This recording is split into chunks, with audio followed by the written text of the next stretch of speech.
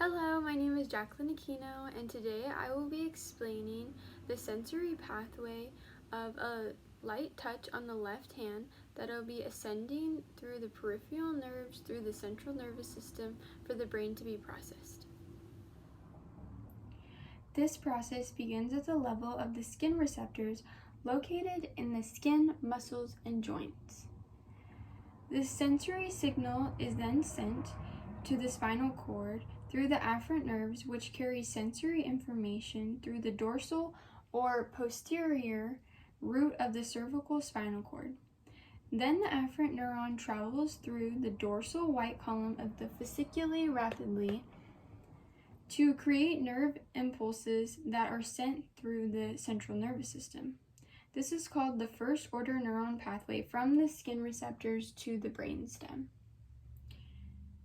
It will then travel through the brainstem, which includes the medulla, the pons, and the midbrain.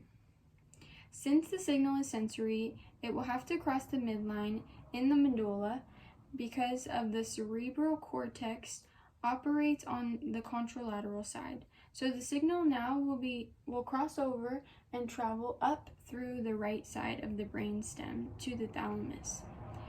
This process begins the second order neuron pathway from the brainstem to the thalamus. The signal then travels to the thalamus where the information is sorted and sent to the homunculus on the right side, located on the precentral gyrus of the parietal lobe, also known as Brodmann's areas 3, 2, and 1. This begins the third order neuron pathway from the thalamus to the cerebral cortex. The homunculus is organized topographically so that each part corresponds with a different body part.